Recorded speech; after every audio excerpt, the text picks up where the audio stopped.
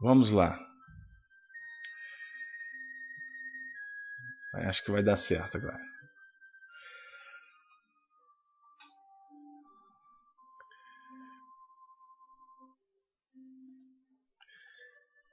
Queridos amigos, bondosos irmãos, boa noite para todos. É com muita alegria que estamos, mais uma vez, reunidos para realizar o programa Amor e Sabedoria de Emmanuel. Hoje nós estaremos dando continuidade ao estudo iniciado na última semana do livro Ave Cristo. O nosso tema da noite será o benfeitor intercede pelo seu filho espiritual. Então nós vamos iniciar convidando a todos para nos acompanhar numa oração, de sorte que vamos pedir à espiritualidade amiga que nos proteja no encontro desta noite. Vamos elevar os nossos pensamentos nesse momento para dizer com o coração: querido amigo Jesus, com muita alegria nos reunimos em torno dos teus ensinamentos. Suplicamos, Rabi, de nossas vidas, que esteja conosco, nos oferecendo, Senhor, os recursos de que tanto carecemos para continuarmos a nossa marcha evolutiva, buscando sempre a sintonia com aqueles amigos espirituais que te representam, Senhor. Que possamos sermos inspirados nesta noite, mas te pedimos também a medicação necessária, as bênçãos para os nossos lares, para os nossos familiares, para que possamos, ao chegar no momento de interrupção do nosso trabalho, nos sentirmos em paz, pelas bênçãos que, por certo, a tua misericórdia há de nos oferecer. E assim, Senhor Jesus, portanto, te pedimos autorização para iniciar mais um programa Amor e Sabedoria de Emmanuel. Hoje, dia 4 de agosto do ano de 2015. Vamos, portanto, darmos continuidade às reflexões iniciadas na última semana com o romance que foi psicografado na virada do ano de 1952 para 1953. É uma história belíssima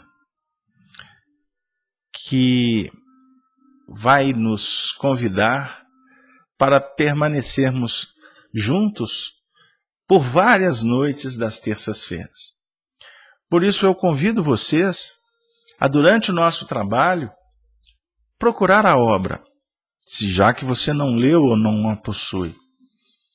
Porque, como eu costumo dizer, no trabalho que nós vamos realizando com o objetivo de divulgar a obra de Emmanuel, se a gente conseguir sensibilizar um coração para ler, para estudar Emmanuel, por certo nós já cumprimos o objetivo que foi nos outorgado como responsabilidade.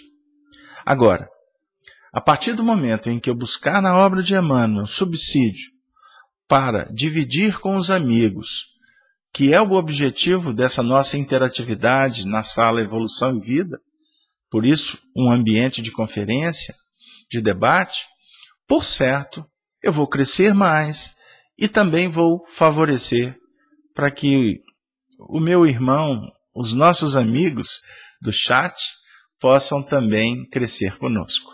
Vocês desculpem, eu acabei iniciando sem abraçar a todos os nossos amigos da rede Amigo Espírita, da Rádio Brasil Espírita de Maceió, e a vocês que já estão conosco aí no chat e, mediante o desenvolvimento do trabalho, a gente vai citando os nomes. Bom, nós abrimos o trabalho na última semana com o prefácio de Emmanuel. E hoje, após fazer uma análise preparatória para o nosso projeto Ave Cristo, nós fomos percebendo, nesse último fim de semana, que o livro vai nos oferecer uma história que possivelmente nós poderemos ficar um tempo maior, porque vamos ter muitos elementos para nos auxiliar no entendimento da doutrina espírita e do Evangelho de Jesus. Lembrando que esta é a tarefa de Emmanuel, nos aproximar de Kardec e nos ensinar a abrir os portais do Evangelho. Porque essa história, ela é tão rica, e eu gostaria de também dizer nesse espaço que a providência divina me concedeu a oportunidade de estabelecer ou reestabelecer uma amizade que foi extremamente marcante na minha atual existência. Eu me refiro ao convívio que eu tive por 10 anos com o nosso inesquecível Arnaldo Rocha. Arnaldo, para aqueles que não conhecem, ele chegou na doutrina espírita circunstancialmente pela dor, face à desencarnação da sua esposa. Depois de 2 anos de um convívio extremamente amoroso, produtivo, de aprendizado, com a sua esposa, na época, a primeira esposa, a nossa querida Irma de Castro Rocha, que ficou conhecido pelo apelido que os dois trocavam nos seus mimos romancescos. O apelido de Meimei. Meimei, a noiva bem amada, a partir de um romance chinês, que posteriormente a gente detalha isso para vocês. Isso aconteceu em 1946, e um mês após a sua desencarnação, Arnaldo Rocha vai ter a oportunidade, portanto, de conhecer ou reencontrar o nosso querido Chico Xavier. Encontro muito conhecido que aconteceu na Avenida Santos Dumont, aqui na capital de Belo Horizonte. Ele subindo a Avenida Santos Dumont na direção da rodoviária e o Chico fazendo um movimento contrário. Ele estava vivendo um processo de uma depressão profunda, enfim. E aí houve um encontrão, ele quase jogou o Chico no chão, mas a pasta espalhou com os documentos. É uma história que eu acredito que a maioria de vocês conhece, mas um dia a gente vai voltar nela, com certeza, de várias maneiras. Mas eu gostaria de abrir o nosso trabalho da noite fazendo uma reverência ao nosso querido Arnaldo, porque eu escutei discursos do Arnaldo, falas comigo, na frente de muita gente, dos amigos, né, que o livro Ave Cristo era o livro da vida dele. E eu gostaria de explicar o motivo. Porque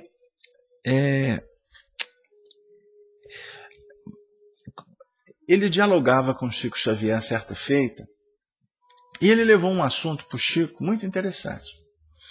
ele disse para o Chico assim, como um grande, ou melhor, como um admirador do nosso educador Emmanuel. Emmanuel já tinha psicografado alguns romances, e aí o Arnaldo diz para o Chico mais ou menos assim, que, Chico, seria muito interessante se o senador, era uma forma que ele tratava com muito respeito o Emmanuel, se o nosso querido senador não pudesse nos brindar com mais um romance, porque ele, como um escritor admirável, com um conhecimento vasto de vários assuntos, e principalmente de doutrina espírita e de evangelho, por certo, um romance que remontasse ao passado e que pudesse falar também das tradições do mundo espiritual, seria muito bem-vindo para o nosso aprendizado.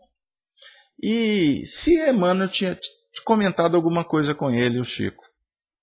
E aí, vocês desculpem, eu estou iniciando com um bate-papo assim, bem tranquilo, sem entrar no conteúdo, porque essa história é muito interessante.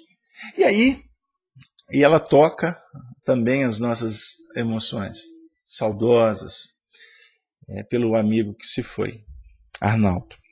Então, o Chico voltou ao assunto, né, dizendo assim, Naldinho, era um jeito que o Chico tratava o Arnaldo. Naldinho, olha, eu não tinha percebido, mas Emmanuel se encontra conosco e agora eu consigo registrar a presença dele. E Emmanuel ouviu a sua ponderação. Aí o Arnaldo ficou surpreso e em seguida Chico concluiu dizendo que Emmanuel deu um sorriso, ele viu o Emmanuel sorrindo de uma forma muito afável e dizendo que o Arnaldo estava tendo uma boa ideia, mas que ele iria pensar sobre o assunto. Assunto encerrado, seguiram seus caminhos e mais ou menos um mês, 40 dias depois, Arnaldo já nem se lembrava mais do assunto. Então, pós uma atividade mediúnica, lá no Meimei, o nosso Chico chamou Arnaldo e falou assim, olha, Emmanuel retornou com a sua proposta, dizendo que ela foi aprovada. Aí o Arnaldo, como assim? Que proposta? Não, na realidade foi uma sugestão e que essa sugestão foi levada para os coordenadores do mundo espiritual e foi aprovada. E ela faz parte, inclusive, de um projeto que já vinha sendo elaborado no mundo espiritual. Então o Emmanuel está nos dizendo para que nós possamos nos preparar, porque em breve ele vai iniciar o tratado, a psicografia de outro livro. Ok. Arnaldo ficou muito feliz, enfim. E o assunto prosseguiu. Aí, mais à frente, Chico fala para o Arnaldo que iria, a partir da data tal, iniciar o processo da escrita do livro. E aí, gente, por que eu contei essa história? Para enaltecer a sugestão do Arnaldo, valorizar a persona dele? Nada disso. Pelo contrário, nós estamos num momento em que a gente está caminhando para estudar ou compreender o Espiritismo sem idolatrias, sem ficarmos alimentando mitos, transferindo evolução ou conquistas para os outros. Enfim, o Espiritismo é uma proposta que ela tem que ser compreendida como um avanço espiritual. E dentro dessa caminhada evolutiva nós temos que nos desprender de tudo aquilo que, vamos dizer assim, materializa o espírito. Nós temos que buscar a essência da proposta. Enfim, à medida em que o livro foi sendo escrito, é um detalhe importante que em breve eu vou trazer isso de uma forma mais clara. Porque houveram páginas psicografadas e outras páginas foram escritas. pela mediunidade e pelo envolvimento de Emmanuel com o Chico, depois a gente especifica.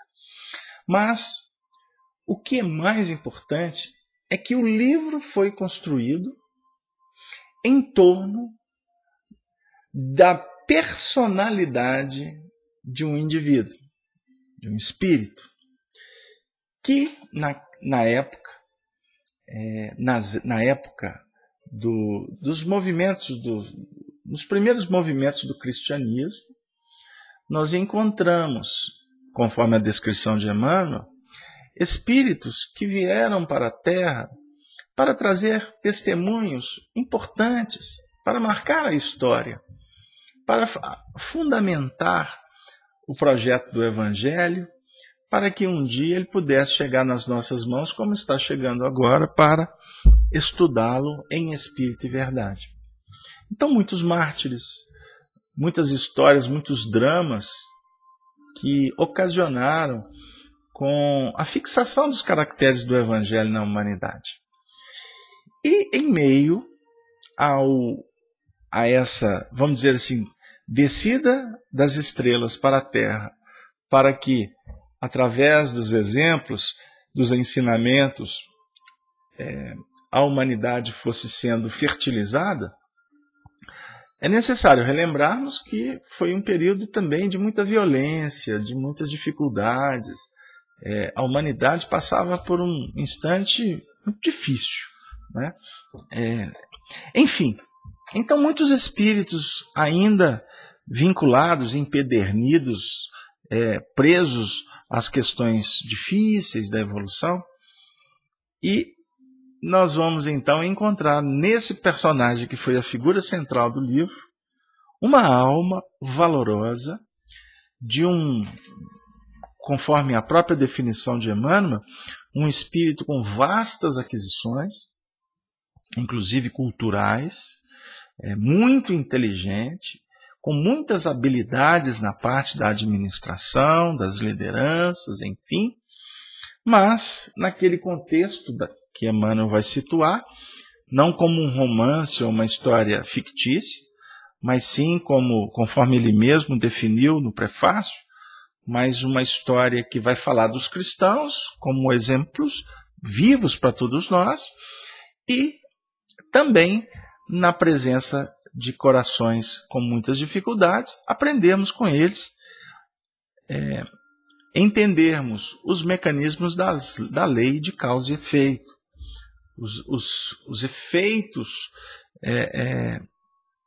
que efetivamente são consequências das nossas escolhas.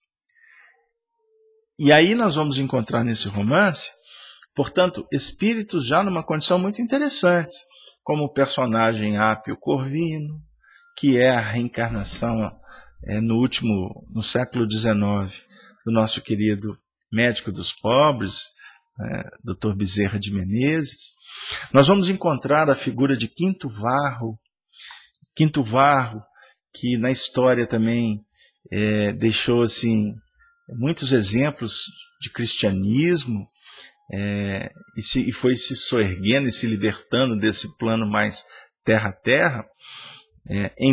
Inclusive eu gostaria de deixar aqui bem clarificado o que nós já fizemos de outras feitas, que existe um equívoco no movimento espírita em afirmar que Dr. Bezerra de Menezes é a encarnação do Quinto Varro, que é o personagem desse livro. E isso não é verdade. Isso foi um erro interpretativo de alguns companheiros que escutaram estas histórias da época, quando o Arnaldo era, inclusive, o coordenador da reunião mediúnica que Chico participava no grupo Bem Bem. Então, se confunde Apio Corvino com Quinto Varro. E, na realidade, são dois espíritos distintos.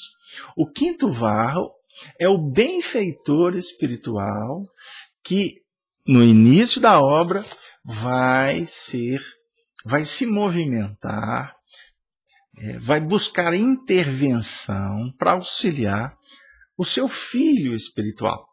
É o nosso anjo da guarda pedindo por nós, querendo nos ajudar.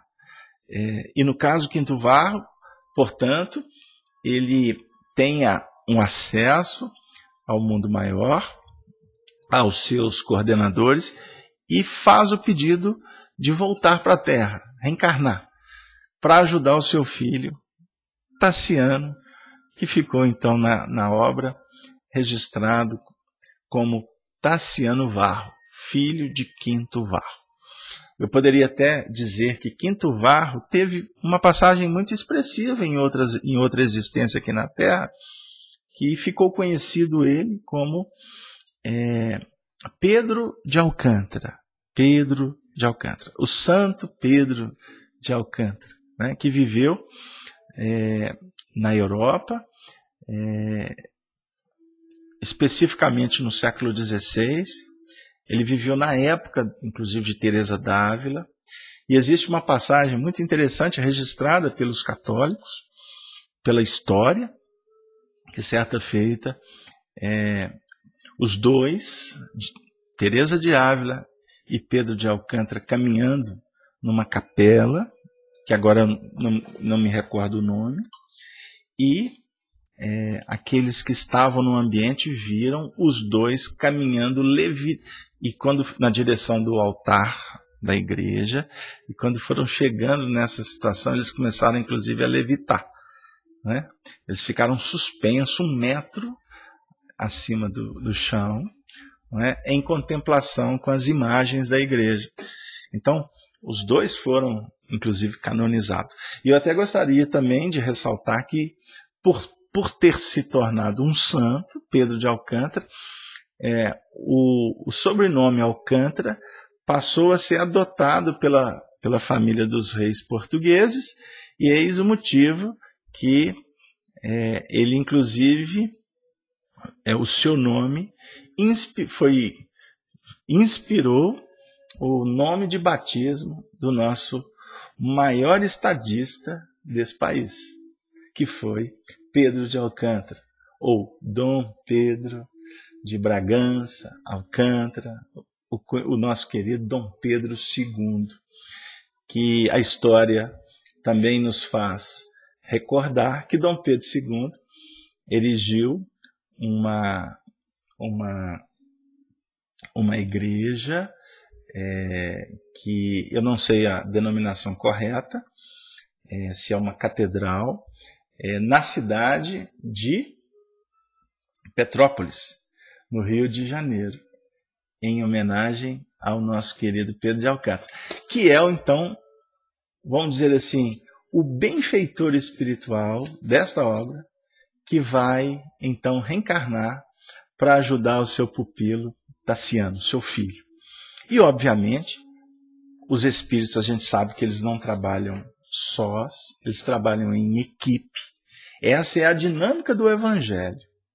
Devemos sempre observar os projetos, porque a espiritualidade não trabalha assim, sem planejamento.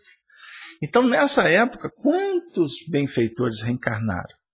Então, Emmanuel vai registrar nesse livro, por exemplo, a presença de um cristão de nome Rufo.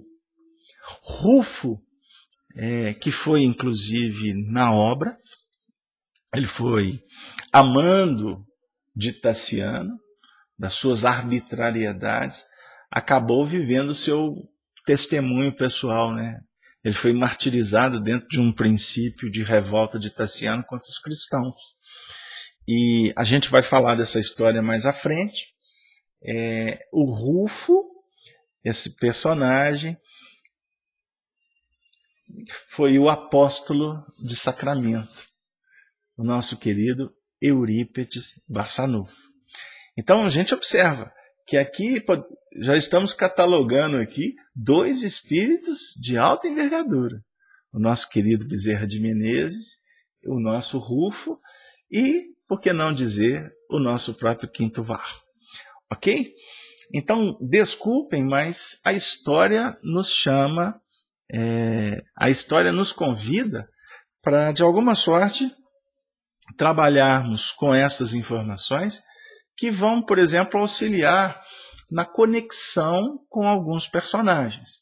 Dentre eles, Emmanuel, que nesse livro, já numa condição bem, vamos dizer assim, diferente dos nossos estudos anteriores, né? Quando nós trouxemos aqui reflexões sobre o senador Públio Lentulus Cornelius, falamos do bisavô Públio Lentulus Sura, depois nós falamos rapidamente, não delongamos muito, na reencarnação de Emmanuel, conforme a descrição do romance 50 anos depois, na figura de Nestório. Nós temos o romance Renúncia, que nós vamos encontrar Emmanuel também, na personagem ou na personalidade do padre Damiano. Uma história belíssima também. E aqui no Ave Cristo, nós vamos encontrar um afinador de instrumento, um cristão, também recém-liberto, um escravo que conseguiu a sua alforria. Embora a história é complexa e nós vamos encontrar Basílio sendo passando pelo seu martírio também, como passou na história. E quando a gente for falar do martírio de Basílio, a gente vai ver, e eu vou tentar fazer uma associação entre os dois martírios, para a gente observar alguns pontos que já definem, que já podem nos trazer a condição de diferenciar entre a questão kármica, a questão do resgate e também falar da dor já em nível de sublimação. Então são aspectos muito interessantes. Nós vamos encontrar também aqui no livro uma garotinha, filha de Tassiano, de nome Blandina. E aí, aqueles que já acompanham os estudos conosco há algum tempo, vão se recordar de um personagem, de uma benfeitora no mundo espiritual, que é citada no livro Entre a Terra e o Céu, pelo espírito André Luiz, uma mulher, uma senhora, que no mundo espiritual ajuda numa colônia pequena, cuidando de crianças, lá no mundo espiritual. Muito bonita a história. Então o nome Blandina é fazendo os espíritos escolheram esse nome para fazer uma associação com a vida de Meimei, né? Agora eu já estou falando quem é, Irma de Castro Rocha, a esposa do Arnaldo, a primeira esposa do Arnaldo, lembrando que o senhor Arnaldo casou com a nossa querida amiga, que também temos muitas saudades dela, Dona Neuza Tufani Rocha, que desencarnou alguns anos antes do Arnaldo, e nós tivemos a oportunidade de acompanhar o seu desenlace de alguma forma, junto com Arnaldo, sua filha, seus netos e amigos. A nossa querida Dona Neuza, que era uma pessoa que também a gente um dia vai contar um pouquinho sobre ela, que foi uma pessoa, embora não sendo tão espírita, se eu posso assim dizer, mas foi uma pessoa que deixou exemplos assim fabulosos. E aí nós vamos encontrar então a Blandina, Meimei, né? E eu gostaria até de esclarecer, porque existem alguns comentários acerca de uma cristã que foi martirizada em Lyon, ou algumas décadas antes desta história. Por volta do ano de 170, 175 da era cristã, nesta religião das Galhas, a cidade atual Lyon, onde que reencarnou Allan Kardec, podemos dizer aí, mais ou menos 1.300, 1.600, 1.500 anos, né? Podemos fazer uma conta rápida aqui? Não, dá mais, 1.600 anos à frente, naquela cidade onde foi fundada a igreja de São João. Então tem algumas coisas que a história faz algumas amarrações muito interessantes. Então no ano de 170 houve um processo que foi deflagrado de perseguição aos cristãos, e a gente vai encontrar alguns chamados pais da igreja que foram martirizados lá nesta região, nessa cidade. Poderíamos lembrar de Alexandre, de Origem. São vários, e dentre eles uma mulher de nome Blandina. Mas gostaríamos de deixar muito claro que não há nenhuma vinculação da Meimei com essa história. Ok? Então, isso conforme depoimento do nosso querido Arnaldo, que nós levamos o assunto para ele quando surgiu essa informação. Então, até eu gostaria de chamar muita atenção, porque dentro dos nossos estudos, quando a gente busca temos alguma informação que advém de passado, de reencarnações, a gente tem que tomar muito cuidado. Muito cuidado para não se aventurar no terreno escorregadio da ilusão. Ou da fala de ou de fontes que são, vamos dizer assim, bem intencionadas. Mas nós precisamos de trabalhar com informações espirituais com aquela ideia ou com aquele princípio ensinado por Allan Kardec, sobre a universalidade do ensino dos espíritos. Então, você colhe aqui, depois você colhe ali, não força, não corre atrás. Se você tiver que obter a informação, você não tenha dúvida que ela vai chegar no tempo e no espaço através de muitas bocas, de vários corações, das maneiras mais diferentes, para que a gente possa ir fazendo as associações e tirar conclusões de foro íntimo, que remonta a ensinamentos, a princípios de educação espiritual, sem aventuras, sem devaneios. Viu, gente? Então, é muito sério esses tipos, algumas informações que inclusive perambulam no nosso meio. Eu vou dar um exemplo. O benfeitor intercede pelo discípulo. Então vamos imaginar os benfeitores nos esclarecendo. Eu li na internet esses dias uma história que foi relatada definindo que o Chico, certa feita, falou que a mãe dele estaria reencarnando. Isso no ano de 97, 98. E que a mãe dele, se preparando para reencarnar, ela procurou a Cidália, que foi a segunda mãe do Chico, para dizer para ela que ela iria reencarnar e iria casar novamente com o seu João Cândido Xavier. Porque o seu João Cândido disse que só reencarnaria se fosse ao lado dela. Então observe, a história é muito bonita. E aí a Maria João de Deus procurou a Cidália, que foi a segunda esposa, para pedir, ou para comunicar, enfim. Aí depende da forma com que aconteceu e da maneira que você conta a história. Porque quem conta contos aumenta pontos ou tira pontos, enfim. Isso é natural do ser humano. Então a gente não sabe realmente qual foi o conteúdo. Mas se foi como narrado, muito bonito. A história tem até coerência. E a Cidália ficou muito sensibilizada e disse que perfeitamente. E a Maria João de Deus fala assim, mas inclusive eu gostaria muito que você pudesse ser a nossa filha. E aí ela vai contar uma história que ela, na última encarnação, por terem sido muito pobres, ela era muito afeita à música e ela gostaria de tocar piano, e a Maria João de Deus se compromete com a história do piano. Ok, muito bonito e tal. Assistimos ou lemos depoimentos na internet que nos deixaram muito até emocionados também. Ok. Só que quando eu escutei essa história a primeira vez, eu pensei assim, mas tem alguma coisa aí que não está batendo. Por quê? Por quê? No ano de 2001,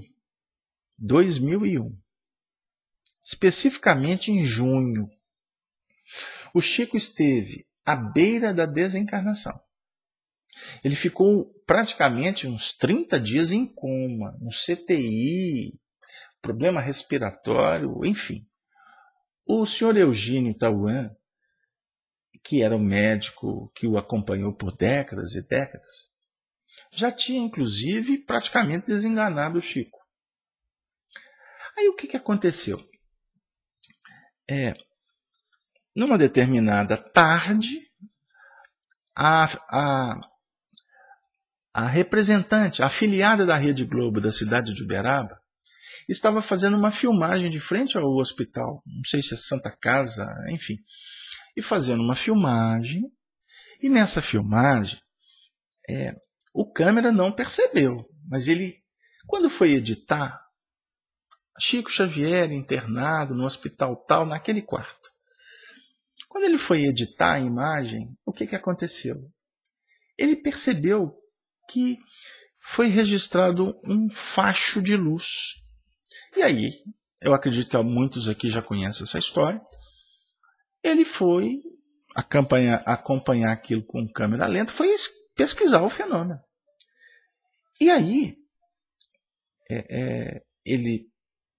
eles chegaram à conclusão de que aquilo não foi um fenômeno, um reflexo, alguma coisa assim de luz. Muitas vezes uma câmera, seja filmadora, máquina fotográfica, costumam pegar e a gente falar que é coisa do espírito, que é uma aura, que é isso, que é aquilo, que é energia, e nada mais do que um efeito natural. Eu sou irmão de um fotógrafo que já me explicou isso de várias maneiras. Enfim, então, o que aconteceu? Nesse fenômeno, resumindo a ópera, como a gente costuma dizer, essa luz entrou, ela veio numa direção retilínea, o que eu vi um técnico comentando, que inclusive é uma luz espiritual, porque ela não projeta sombra na parede, isso tudo eles checaram, não tinha inclusive possibilidade de fraude, e essa luz, quando ela vai se aproximar da janela, ela se biparte. Ela faz um giro de mais ou menos 180 graus e entra exatamente na janela do Chico. Isso saiu à noite no Jornal Nacional, eu assisti no MGTV aqui, e depois essas imagens estão na internet hoje, como vocês vão achar aí com facilidade. Bom, o que aconteceu? O Chico Xavier, naquela noite, teve uma melhora extraordinária. Ele saiu do coma no dia seguinte, e etc, e etc. E todo mundo ficou assustado com aquilo. Mas, ao mesmo tempo, o pessoal da televisão fazendo lá suas pesquisas. O Chico voltou, inclusive, para o quarto, e quando ele sai, que ele volta para o quarto, não sei quanto tempo depois, o pessoal da televisão, já com o bolo pronto, né, precisava dos ingredientes para soltar a matéria. E aí vieram, procuraram um médico, fizeram uma entrevista com ele, muito interessante, e tarará. E aí depois foram abordar o Chico. Ficou claro para as pessoas próximas que houve uma intervenção espiritual. E com aquela luz, eles queriam saber que intervenção foi essa. O que aconteceu, amigos? O Chico Xavier, quando entrevistado, ele com muita dificuldade até para falar, aquela companheira, que agora eu me esqueço o nome dela, parece que é Neuza, muito carinhosamente chamada de Donda, se eu estiver errado, vocês me perdoem. E ela fala para o Chico no ouvido: Chico, o que aconteceu? Que luz que foi aquela que entrou no seu quarto? O Chico não tinha visto imagem nenhuma, etc. O Chico vira e fala que foi Mamãe e Emmanuel. Foi Mamãe e Emmanuel. Então, a mamãe tinha reencarnado alguns anos atrás, e para alguns, o Emmanuel também já tinha reencarnado, já sabia família, localidade, etc. Amigos, nós estamos num espaço de estudo, de reflexão. Eu não tenho dúvida de todas as pessoas que contam essas histórias, fazem isso com a melhor das intenções, das boas intenções. Só que a gente tem que tomar cuidado, porque embora isso não acrescente absolutamente nada para o nosso aprendizado doutrinário, se o Emmanuel reencarnou, deixou de reencarnar, se a Maria João de Deus já reencarnou, se o Chico achou que era a Maria João de Deus que entrou no quarto, era outro espírito, ou se o Chico achou que a mãe ia encarnar e os planos mudaram no mundo espiritual, que isso acontece também. Se alguém escutou essa história e interpretou de outra forma, com boas intenções, acabou contando para um, o outro contou para o outro, e etc. E aí a gente vai, muitas vezes, nos envolvendo com uma série de acontecimentos que não dizem efetivamente a que vieram. Não acrescenta nem diminui em nada na trajetória, por exemplo, do nosso querido Chico Xavier, que deixou um legado de um valor que nós estamos longe ainda de compreender. Eu acho que nós vamos reencarnar muitas vezes para entender o legado que Emmanuel trouxe através do Chico e o Chico implementou dentro dele como vivência, como um propósito de transformação pessoal e no sentido de nos mostrar que é possível a gente evoluir, é possível a gente se libertar de uma série de questões que fazem parte do nosso dia a dia quanto sociedade, quanto na condição desse mundo material que a gente valoriza tanto, que é possível você falar de esperança no meio das crises, você falar de alegria no meio de tantas dores, sem ser indiferente, mas coparticipante de todos os processos, podendo trabalhar, consolando. Hoje já que a gente está falando de mídia, hoje eu assisti também um vídeo que foi repercutido pela Rede Amigo Espírita, de uma entrevista da nossa querida Célia Diniz, amiga aqui de Pedro Leopoldo, filha da Dona Lia que trabalhou tantos anos ao lado do Chico, junto com o marido dela,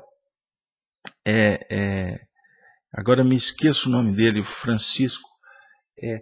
Ela trabalhou muito tempo do lado do Chico, era uma pessoa que o Chico amava, confiava. Eu tive a oportunidade de conversar com ela uma vez ao lado da Célia, quando eu, Arnaldo Wagner, estivemos em Pedro Leopoldo, junto com Marcel Souto Maior, que escreveu o livro As Muitas Vidas do Chico, e depois ele escreveu um livro que vale todos nós espíritas, estudarmos. O livro é intitulado Sob o Véu de Ísis. Sob o Véu de Ísis, onde Marcel Souto Maior faz um trabalho jornalístico, independente, livre de influência espírita, porque ele não é espírita, embora esteja cumprindo um papel de divulgação doutrinária extraordinário, fazendo com muita mais qualidade que muitos de nós espíritas. Marcel Souto Maior faz um estudo sobre a psicografia. E ele, inclusive, faz um estudo em torno das psicografias que a filha da Dona Lia, Célia Diniz, recebeu pela desencarnação do seu filho Theo e da sua filha. O Theo parece que desencarnou com 3 anos e a sua filha desencarnou com 27 anos, muitas décadas depois, e ela recebeu uma psicografia, uma do Chico Xavier e uma outra do médium Wagner Gomes da Paixão. Então há um estudo em torno dessas cartas. E também há um estudo sobre a performance de vários médiuns que recebem essas cartas. Da seriedade de alguns trabalhos, do risco de outros trabalhos e, infelizmente, do charlatanismo que também fica por debaixo desse véu de Ísis. Então, esse assunto ele pode ser, por nós, estudado com esse material que foi levantado pelo Marcel Souto Maior. Então, eu ia falar da Célia. A Célia participou de um programa na Rede Globo, aquele programa das manhãs, com a Fátima Bernardes, que estava com a presença inclusive do Marcel Souto-Maior, que eu citei aqui, e ela vai falar, ela vai trazer um conteúdo de esperança, da postura de uma mãe diante das dificuldades. A Célia, que teve a oportunidade de, quando criança, ter assistido tantas atividades do Chico, e hoje ela está à frente do Luiz Gonzaga, de atividades que foram fundadas pelo Chico. Então nós temos muitas pessoas sérias que estão aí trabalhando de uma forma assim, muito legal para o movimento, mas nós precisamos ter cuidado com as informações, porque toda hora aparece alguma coisa que vai se referir ao Chico, e muitas vezes a gente observa que o nome Chico Xavier, ele é muito interessante para se divulgar muitas vezes ideias pessoais. Muitas vezes isso pode significar de alguma forma uma promoção do indivíduo. E eu pergunto para vocês, em termos de conteúdo doutrinário, o que acrescenta para nós algumas informações? Eu estou contando aqui uma história, que é uma história que, graças a Deus, é uma história real, uma história que envolve essa obra, que eu tive a oportunidade de receber uma missão do Arnaldo Rocha, de ter em minhas mãos, os originais desta obra, Ave Cristo. Quando eu, em tarefa que realizava junto à União Espírita Mineira, a federativa aqui do estado de Minas Gerais, uma equipe de trabalhadores, viajamos, fomos para um encontro de uma comissão regional centro, na cidade de Brasília. Agora estou em dúvida se foi em Brasília ou se foi em Goiânia. Agora estou na dúvida. Mas eu levei os originais para apresentar para a Federação Espírita Brasileira, para saber se a Federação Espírita Brasileira tinha interesse de receber os originais. E eu tive a oportunidade de organizar o material que eu recebi do Arnaldo, que confiou a mim essa responsabilidade. Eu coloquei numa pastinha com plástico para que cada página não pudesse sofrer qualquer problema de deteriorização ou de uma falta de habilidade no manuseio. Páginas que foram escritas no ano de 1952. Eu me recordo quando eu peguei aquelas páginas e o cheiro de rosas impregnou-me.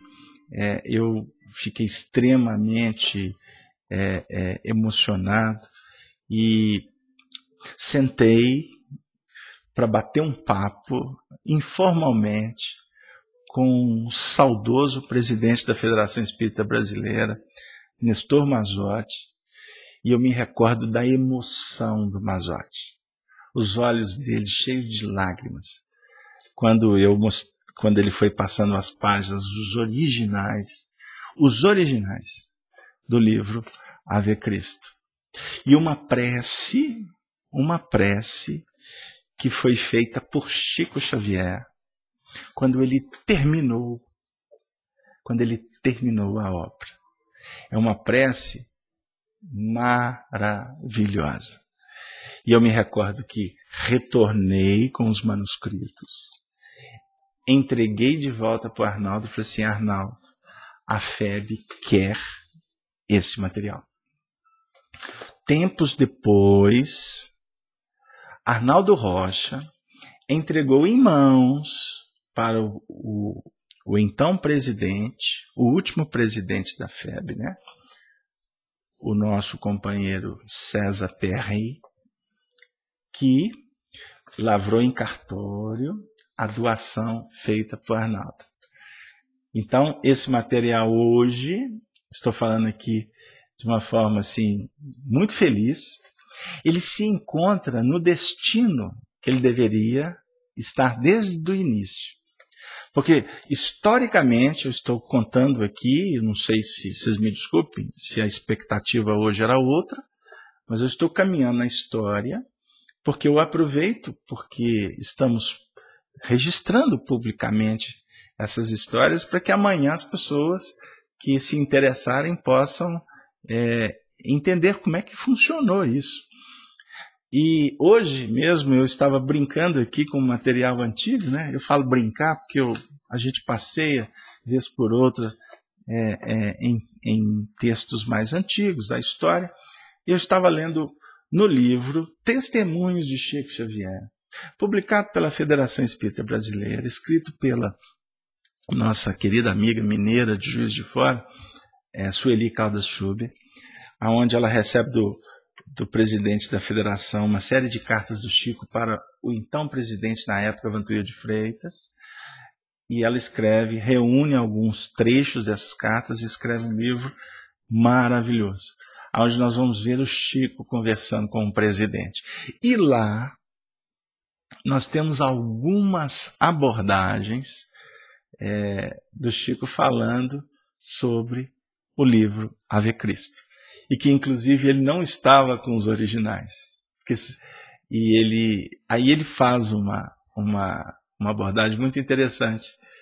E esses originais estavam depois guardados, né, foram guardados pelo Arnaldo Rocha, que me entregou, eu não esqueço disso, tá, gente? Nós publicamos o livro de memórias, Chico, Diálogos e Recordações, pela União Espírita Mineira, no dia 24 de junho do ano de 2006, aniversário da União Espírita Mineira, uma celebração inesquecível, a gente tem foto, enfim. Se não me engano, passou uns 3 ou 4 anos, ou mais. Arnaldo me telefonou para me dizer assim: Beto, de vez em quando ele brincava, me chamava de cachorrão.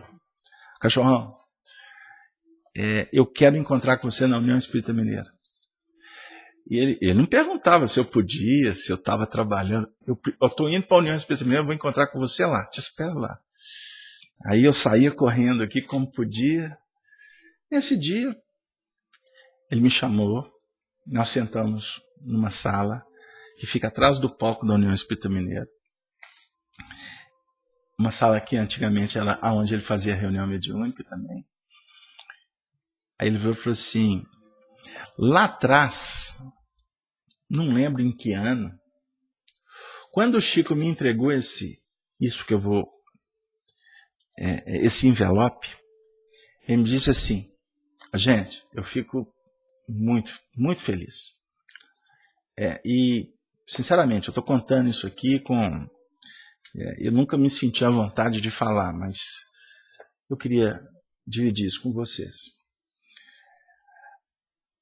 O Chico disse assim: vai chegar um tempo que esse material precisa de ser destinado para onde ele deve estar guardado. Naldinho, vai aparecer no seu caminho um momento muito lá na frente, em que você vai abrir o coração para contar as nossas histórias, para contar muitas coisas que aconteceram aqui no Meimei, nas nossas viagens, nas nossas conversas. Eu gostaria, Arnaldo, de te pedir uma coisa, que você fizesse. Eu não vou estar aqui mais. O Chico nasceu em 1910, no dia 2 de abril. Arnaldo nasceu no dia 29 de agosto do ano de 1922. Parece que o Divaldo foi em 24. Arnaldo me falava isso, eu não tenho aqui agora a data do Divaldo. Meimei foi em 1920. O Chico disse assim: vai chegar um tempo que eu vou desencarnar. Você vai ficar. E quando você até esquecer de tantas coisas que você sabe, vai aparecer uma oportunidade para você contar. Conta, Naldinho. Eu gostaria muito de contar a minha história. Gente, essa parte aí realmente mexe. Eu gostaria de contar a minha história. Quando eu desencarnar, eu queria até voltar, mas eu tenho certeza que Emmanuel não vai me deixar contar a história. Porque vai ficar com um cunho muito pessoal. Mas você, Arnaldo, você vai contar. Não com uma ideia personalística, uma ideia de exaltação, a vaidade, porque você sabe que isso não tem a ver com o trabalho nosso. Isso era Chico Xavier falando, gente. Conta por amor à nossa doutrina, a doutrina que nós professamos. Olha lá, Arnaldo, como que você vai contar. O Chico ainda diz. Gente, vocês desculpem, hoje eu acabei fazendo um depoimento, pessoal. Mas eu conto isso nos bastidores, com os amigos. O Márcio Tadeu Pires aqui de Belo Horizonte, ele fala muito comigo sobre Beto. Você tinha que escrever um making of do livro Chico de Alves Recordações, porque você tem muita história. E na época, quando eu estava escrevendo o trabalho, realmente eu tinha muita história. E eu posso dizer para vocês que 70% dessas histórias eu acho que a gente vai acabar levando para a gente. Porque não cabe contar. Porque o pouco que a gente fala, a gente percebe que são algumas propostas que não vão caber, que não vão ser assimiladas. Porque a ideia o tempo todo é penetrar na própria história, não na história do outro. Mas a gente poder fazer algumas pontes, a gente buscar alguns elos que estão perdidos, para a gente entender como que se dá a desenvoltura do espírito. A Janete está dizendo assim, Carlos Alberto, eu vou dividir com vocês. Ela está dizendo, quero te dizer que eu vi todas as faixas de amor e sabedoria de Emmanuel e adorei. O trabalho me contagiou com os textos. Muito obrigado. Você viu, Janete, que eu fiz uma adequação. Porque é o trabalho, amiga. É isso que a gente tem que entender. Não são pessoas. Eu sou muito cuidadoso, inclusive, quando eu estou falando do Chico, porque eu fico temeroso de não ser claro. E de ser tido na cota de alguém que desrespeita. E longe disso, eu partilho com, posso dizer aí, grande parte da família espírita, o mesmo sentimento de gratidão por tudo que o Chico fez, pela doutrina e, por consequência, por todos nós. Porque o Emmanuel, na introdução, no prefácio do livro Paulo Estevão, ele fala sobre que não tinha jeito dele falar do Paulo sem falar do Estevão. E não dá para falar do Estevão sem falar do Paulo. Porque existe no universo uma lei chamada lei de colaboração. Se não houver colaboração, não há construção. Nós temos uma carta do Chico para o Vantuil de Freitas, que ele fala assim, que o trabalho de Emmanuel não é um trabalho de divulgação. O trabalho de Emmanuel é um trabalho de construção. Eu já recitei esse pensamento, sei lá quantas vezes.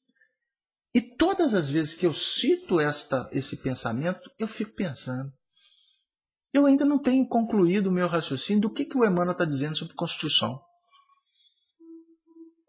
Porque eu sinto que nós, muitas vezes, trabalhamos construindo. Ou melhor, nós trabalhamos divulgando. Repartindo aqui, contando histórias. trazendo Kardec. Certa feita o indivíduo falou assim, eu acho que você é meio místico. Mandou um e-mail para mim, eu falei assim, por quê? Não, porque lá onde você faz o estudo tem pirâmide, tem a esfinge, tem a Nefertiti, tem... Você é esotérico? Eu falei assim, não, amigo. Eu já fui, com certeza. Mas sabe por que eu tenho a pirâmide aqui? Que eu ganhei de presente. Agora, eu estudo sobre a pirâmide. Não porque eu vou introduzir esoterismo no movimento espírita. Já tem tantas coisas introduzidas no movimento espírita que eu vou... Mas é que o Emmanuel, nesse livro Ave Cristo, ele tem um diálogo com Tassiano, que ele vai falar das experiências dele com sacerdotes no Egito. Ele viajou para lá, nessa vida aqui, Basílio, que ele aprendeu muita coisa. Então você já estudou qual que é o símbolo de uma pirâmide? O que ela representa? Isso aqui é o psiquismo. Eu poderia falar que a pirâmide representa evolução, intercâmbio, mediunidade, causa e efeito. Os princípios que Allan Kardec nos apresenta no Livro dos Espíritos, eles estão consubstanciados numa pirâmide. Agora eu não vou fazer uma palestra de espiritismo para falar de pirâmide. Qual que é o simbolismo? Qual que é o simbolismo da esfinge? O que ela te conta? Eu não vou fazer interpretação de símbolos, mas eu preciso de me preparar psiquicamente para uma série de assuntos que campeiam no nosso meio. Agora, não estou preso em imagem, em ritos. Não, longe disso.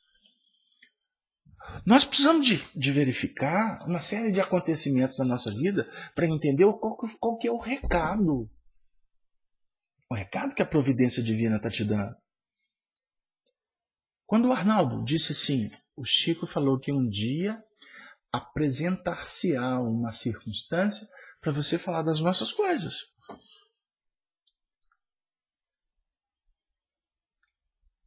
Sabe o que aconteceu, gente? Quando nós publicamos o livro Chico, Diálogos e Recordações, o Arnaldo, quando recebeu o material para corrigir, ele falou assim, o que é isso? Eu falei assim, tudo que você me contou. Eu romanciei, adequei, dei um caráter literário aqui muito pobre, porque eu não tenho essa veia. Eu sou tão pequenininho, mas eu tentei. E eu acho que saiu isso aí. Analisa para mim. No dia seguinte, isso foi, entreguei para Arnaldo, na União Espírita Mineira, num bate-papo, eu, ele e Honório Abreu, o presidente. Isso era na hora do almoço. A gente sempre encontrava ali naquele período. Arnaldo foi embora para casa. Um calhamaço assim. Eu mandei colocar uma espiral nele. Ele me ligou no dia seguinte. Eu quero conversar com você. O que foi, Arnaldo? Já li tudo. Eu saí da União e engoli isso aqui. Eu preciso conversar muito com você. Reunimos na União Espírita Mineira de novo. Ele falou assim, o que deu em você? Você colocou tudo que eu te contei. Eu falei assim, Arnaldo, eu te fiz uma proposta. Contar o que você viveu. E eu não tenho dúvida que você deve ter esquecido 80%. Isso foi o que você lembrou. Você está com 80 e tantos anos, meu amigo. Você não podia desencarnar sem contar isso aqui.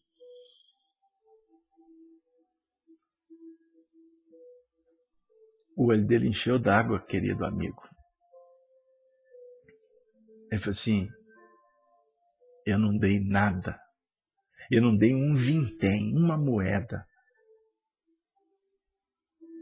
para você quando me dissestes que ia escrever. Muitos tentaram. eu nunca deixei, eu nunca quis, porque jamais passou pela minha cabeça me apresentar como um amigo do Chico.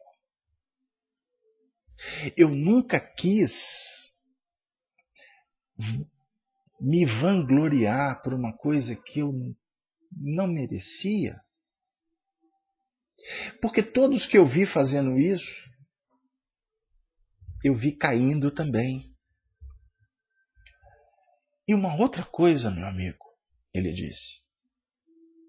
O Chico Xavier que eu admiro e que eu amo profundamente e respeito e dou minha vida por ele, não é o Chico do povo.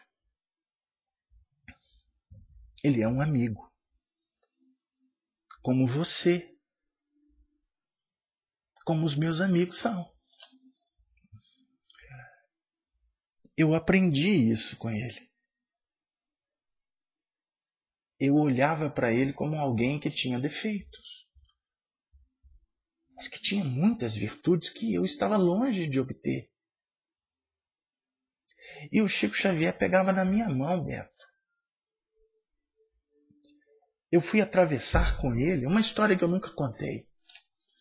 Eu fui atravessar com o Chico Xavier na direção da União Espírita Mineira, na Avenida Paraná. A Avenida Paraná é paralela com a Rua Guarani, aonde é localizada a sede da União Espírita Mineira.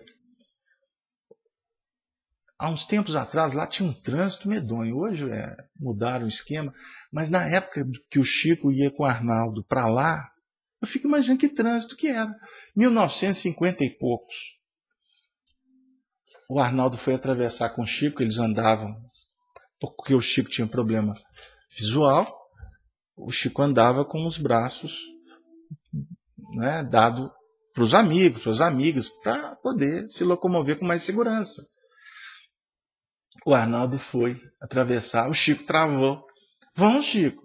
Não, Naldinho. Vão, Chico. Não, não. Por que, Chico? O sinal está fechado, Arnaldo. O Arnaldo. Chico, não tem ninguém na avenida, Chico. Naldinho, o prefeito investiu dinheiro. Colocou a sinaleira aqui, nós vamos desrespeitar. Carlos Alberto, o Arnaldo dizia, esse era o Chico. O Chico, meu amigo. O Chico que era amigo meu, porque ele era amigo mesmo. Será que eu sei o que é amizade? Ele me dizia. Então eu nunca imaginei que você ia escrever isso. Agora, Carlos Alberto, que o livro está publicado, eu ia contar do dia que ele me entregou, né, o manuscrito. Agora eu já voltei. Estou igual o Arnaldo. Vou e volto. No dia que o livro foi publicado, estava sentado eu, ele e o Honório. Ele disse assim, agora eu vou te falar, o livro está publicado. O Chico fez uma premonição desse livro. Ele pediu que eu contasse as histórias e eu tinha esquecido disso. Agora que esse livro está publicado é que eu sei. E posso te dizer uma coisa, Beto, ainda bem que eu esqueci. Porque se eu tivesse lembrado, eu ia travar. E mesmo que eu não travasse, se eu cometesse o erro de te falar, eu tenho certeza que você não daria conta. Porque a pressão ia ser muito forte. Você ia enfrentar mais dificuldades do que enfrentou. Então o livro está aí. E quando, voltando à história do manuscrito, o Chico disse que eu ia saber o que eu deveria fazer com isso aqui. Está aqui, Carlos Alberto. Amigos, eu confesso para vocês que eu segurei um grande piano nas minhas costas. E quando eu devolvi para o Arnaldo, toma, Naldinho, a FEB quer. Mas eu sei que tem que entregar, não sou eu. Isso é seu. Enquanto você não entregar, a responsabilidade é sua. E você tem costas largas para receber os impactos, as pressões espirituais. Não é à toa que você está com esse material, tem 60 anos. Isso é história, gente. Isso é história. Esse livro é o livro da minha vida. É o livro, como ele dizia, que conta um encontro extraordinário do Tassiano com o pai. Porque o pai intercedeu para ele reencarnar. Tem uma história belíssima do encontro de Tassiano com Lívia, a filha adotiva do Basílio, afinador de instrumento cristão. Filha, ela foi abandonada pela mãe na beira do caminho. E o Basílio, que ela casado, eles, um casal de escravos, a esposa desencarnou porque foi cuidar da senhora que estava com uma doença complicada. Tinha uma filha de nome Lívia. Observe. Se não me engano, o nome da esposa do Basílio era Laura. Laura. A Laura morre e morre a filha, Lívia, a criança. Mais à frente o Basílio acha uma outra criança, alguns anos depois, na beira do caminho, abandonada, um recém-nascido. Ele pega a criança que chorava debaixo de uma árvore, adota-a com todo carinho e coloca o nome dela, o mesmo nome da filha dele que tinha morrido, Lívia. Essa Lívia foi Chico Xavier. E Tassiano, Blandina, vai encontrar com essa Lívia lá na frente. Aí é o encontro do Arnaldo, da Meimei, do Chico. Há um momento no livro que é extraordinário, nós vamos passar por ele. Quando o Tassiano ouve da Lívia a seguinte expressão, e eu vou ser literal ao livro, que a gente já leu esse livro tantas vezes, até decoramos. Encontrar-nos-emos em Blandina algum dia no futuro.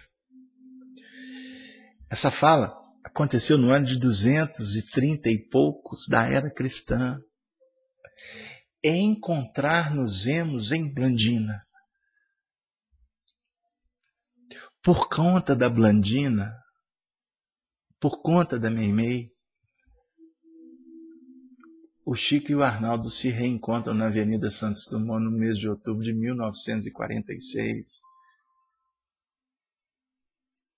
Que história! A mulher dele tinha morrido há um mês. O sonho da vida dele. Ele com 24 anos, um garotão, cheio de sonhos, que se apaixonou com uma jovem doente. E a comunidade espírita não sabe do que envolveu esse casamento. O que o Arnaldo enfrentou para casar. Em breve vocês vão ter essas notícias. Amigos, existem tantas coisas por trás do véu de Ísis que a minha obrigação é de trazer essas histórias porque elas foram contadas para mim, não porque eu seja alguém de especial, longe disso. Como dizia Arnaldo, isso é churumela, isso é vaidade das vaidades. Mas se chegou para mim, eu tenho que contar. Mas eu tenho que contar conforme o Arnaldo determinou para mim. Beto, o Chico disse, conte com amor a doutrina.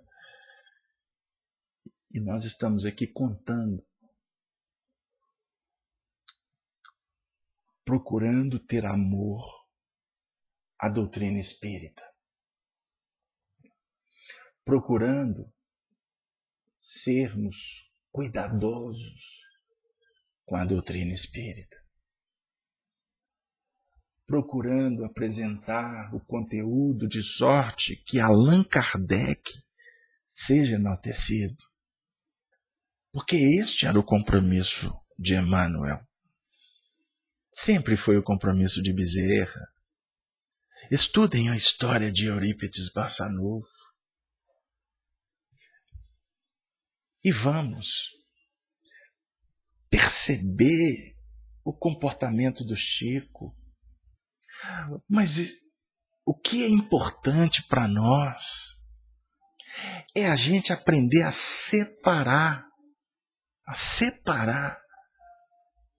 a conduta do médium com a personalidade.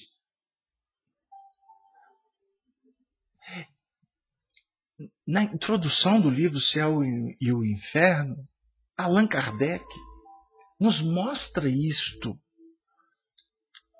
A mediunidade vai ser domínio comum de todos.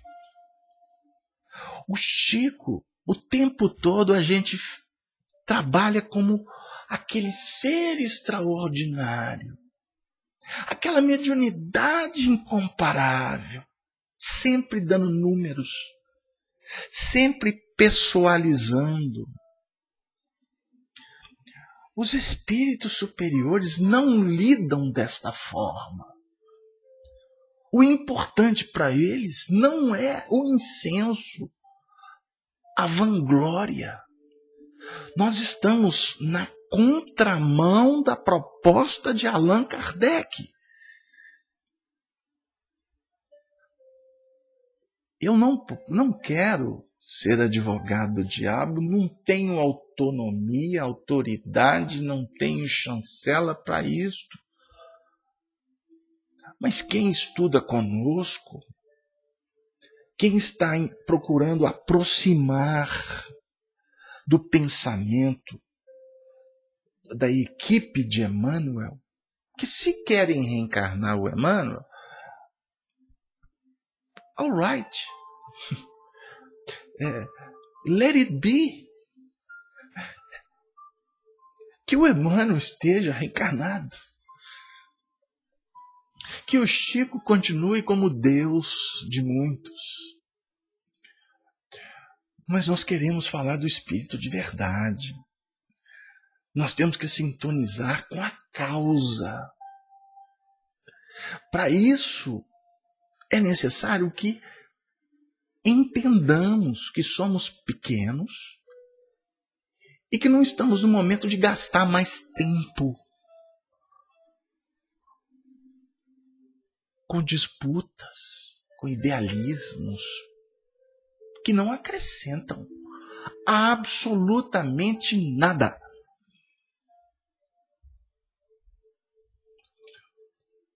Allan Kardec deixa muito claro para nós. Que pena que eu estou preso aqui no meio de tanto equipamento que eu ia buscar o texto do Céu e o Inferno. Allan Kardec traz para nós a importância de compreendermos as consequências morais que a doutrina espírita pode proporcionar. Então vamos deixar de procurar atalhos. Vamos direto. Vamos percorrer o caminho que tem que ser percorrido. Com prudência, com calma, com fé, com esperança, com caridade, uns para com os outros.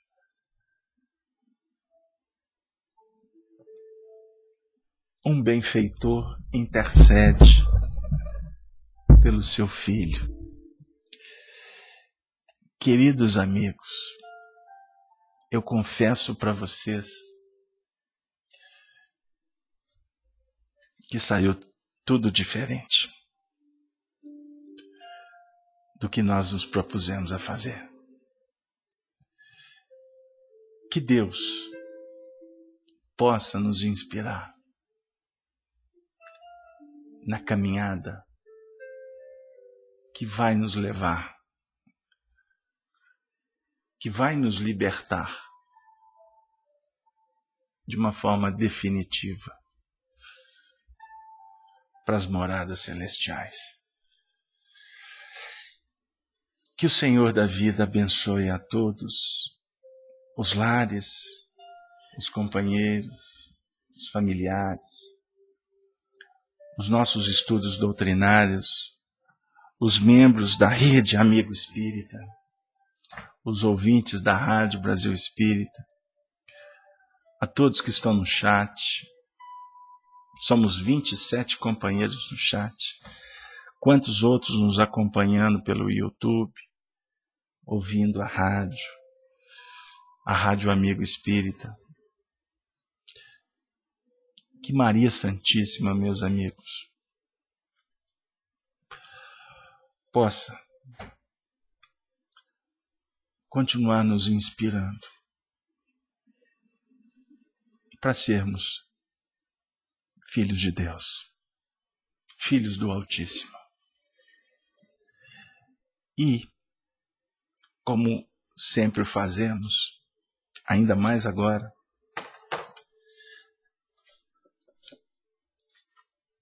eu me despeço, embargado. Eu me despeço com Emmanuel, conforme escreveu em Pedro Leopoldo no dia 18 de abril. 18 de abril, dia do Livro dos Espíritos, de 1953. Ave Cristo. Os que aspiram à glória de servir em teu nome, te glorificam e saúdam. Obrigado, Jesus. Obrigado pelos amigos espirituais que estiveram conosco esta noite. Ao nosso querido Eurípides, ao nosso bondoso Bezerra, à equipe de Emmanuel, a nossa alma querida Chico, como diz Meimei no livro Meimei, Vida e Mensagem. Ela escreve uma carta e diz assim: Arnaldo, vamos agradecer a Chico, nossa mãe espiritual. Vamos agradecer a Meimei. Vamos agradecer ao nosso querido, nosso valente Arnaldo. Vamos agradecer a Clóvis Tavares. Vamos agradecer ao Jofre, ao Joaquim Alves. Vamos agradecer ao Wallace Rodrigues Leal. Vamos agradecer a César Bornier. Vamos agradecer a todos aqueles companheiros que fizeram parte do movimento, que de alguma forma auxiliou o Chico para que ele se tornasse um grande embaixador da espiritualidade na Terra. Vamos agradecer a Deus pelo dom da vida e pela possibilidade de amar. Amar, apesar de tudo. Amar sempre. Que os bons ventos possam favorecer para que estejamos na próxima semana. Aí eu me comprometo de entrar de verdade no livro trazendo a palestra que Quinto Varro e uma assembleia de companheiros vão assistir no mundo espiritual. É o primeiro capítulo do livro. Ave, Ave, Ave Cristo. Um grande beijo no coração de todos e assim nos despedimos, desejando a todos uma boa noite.